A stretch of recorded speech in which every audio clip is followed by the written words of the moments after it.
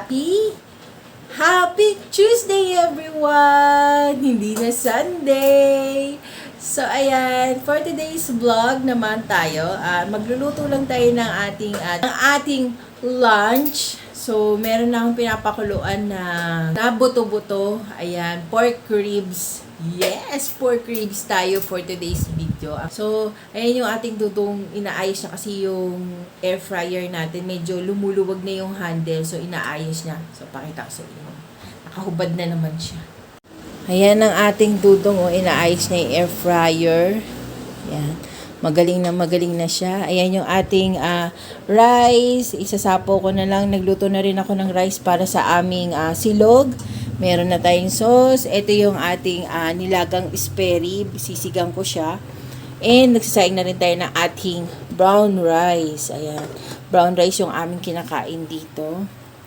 Ayan. May sauce na tayo ng ating fishball and mga tusok-tusok. And yun nga guys, habang iniintay natin kumulo yung ating hindi ko pa naaayos yung mga rekado ng sinigang natin na buto-buto. Lang tayo, konting kwentuhan lang tayo kahapon. May nangyari kasi kahapon na nakakainit ng ulo, na nakakataas ng dugo. Ayan, dugo. So, kasi nga, may umorder kasi sa akin kahapon na maramihan na fishball at saka ng kikiam at saka ng kwek-kwek. So, syempre, ako naman, aligaga ako. Nilinaw ko muna sa kanya. Inayos ko muna. Eto, ganito ba to? Kasi dumating siya sa akin, nakasulat 6 pieces, 6 pieces, 6 pieces na gano'n. Wala naman akong per piece. Puro ko isang set ako ng order. So, isang set dapat na order. Sabi ko, ano ba to?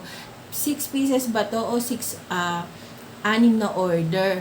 Sabi niya, oo daw, 6 na order. So, syempre ako naman aligaga ako, ito yung presyo niyan. Nung naluto ko na lahat, sabi niya, bakit ang dami? Sabi niya ganyan. Sabi ko, 6 na order na ganito, nakikiam, 6 na order na fishball. Tapos, 10 order na kwek-kwek. Sabi, hindi, 6 lang ate. Sabi ko, ano 6? 6 mo lang 6. Sabi ko ganyan, sumasakit ang ulo ko sa kanya. Tumataas na yung aking alta presyon. Diyos mayo. Ay, Diyos mayo Marimar. Talagang ma-encounter mo lahat yung, ako lang ba o yung mga nagbi-business, small business lang din na kagaya ko na natitinda ng mga merienda. Nakaka-experience din kayo ng ganyan. Kasi, ngayon ko lang na-experience yung ganyan, yung o-order sila. Kasi usually, yung mga umu-order sa akin, sila yung, ate, babalikan ko na lang, ito na yung bayad, ganito, nililinaw ko. Kasi ako, kahit sa messenger, kasi di ba tayo, pag sa messenger tayo, minsan nami-misinterpret pala tayo sa mga text natin, sa mga messages natin. Kaya, ang ginagawa ko, nililinaw ko, dinodoble ko yung mga sinasabi nila para alam ko na, ito, kapag nagreklamo kayo, ito yung pinag-usapan natin, ganun. Siya, ganun ang ginawa ko. Inulit ko sa kanya, oo siya ng oo ng oo. Tapos, nung naluto ko na, sabi niya, ha, ganyan ba yung kadami? Hindi yan ganyan, 6 na peraso lang, 6 na peraso. Walang ganon, sabi ko, paulit-ulit lang yung sinasabi niya, paulit-ulit lang din sinasabi ko. Sabi ko, umalis ka na. Sabi kong ganyan. Huwag ka na lang kumain, umalis ka na. Sabi kong ganyan. Kasi, ang dami kong nag-effort pa ako. Nag-effort pa si Dong, talagang nagbabalat siya kahit nahihirapan siyang magbalat ng itlog ng kwek-kwek. Alam niyo yan kasi yung mga itlog, di ba, ng itlog pugo. Mahirap siyang balatan. Si Dong tiniis niya yun, nagbalat siya ng nagpugo, binalatan niya yun. Para lang matulungan ako ni Dong dahil ako nga ay nagluluto. Tapos, sasabihin niya sa akin, hindi daw ganun yung order niya. O di ba nakakainis, nakakainit ng ulo. Pinagbabawal na nga yung pogo. Hindi na ako makapagtinda ng pugo kasi bawal na. Pinagbawal na ni BBM ang pugo.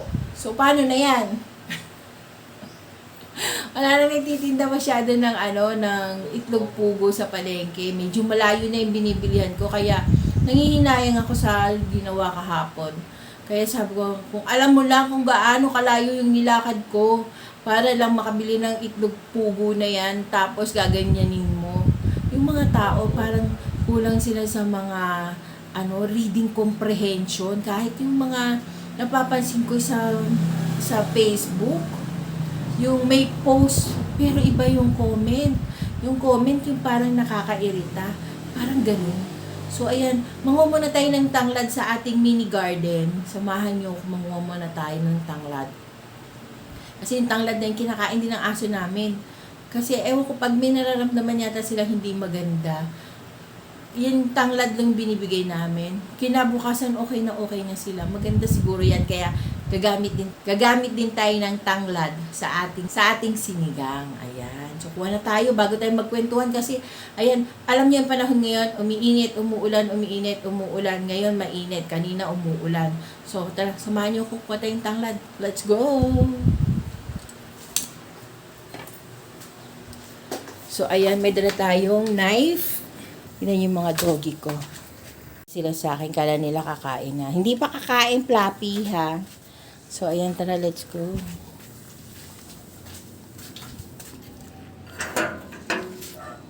Ang init ng weather natin. Oh, grabe. Sobrang init. Ayan. Init. Oh, ayan. Dito tayo kukuha ng ating tanglad. Ayan, ang dami na. Iyabong-yabong na nila. Oh. Ayan, may hinog na tayong bayabas, guys. Oh.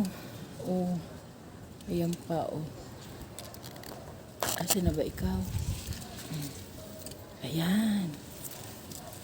Yung iba nakuha na yun ni Dong, eh. So, ayan, kuha muna tayo ng tanglad. So, ayan ang init, diba? So, ayan, dito kuha tayo tanglad.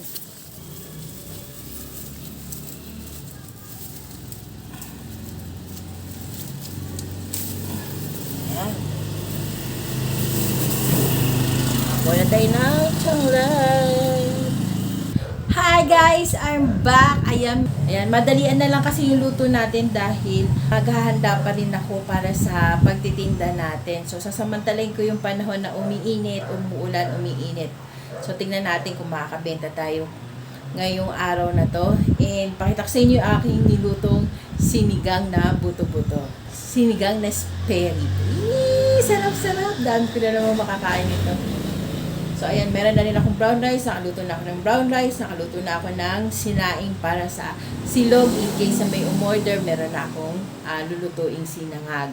And, nakahanda na rin ng aming table. Ayan, pasensyahan nyo na magulo yung table ko nga kasi nga, dyan ko nilalagay din yung mga paninda ko. So, magulo talaga ang kusina ko dahil nga nagtitinda tayo.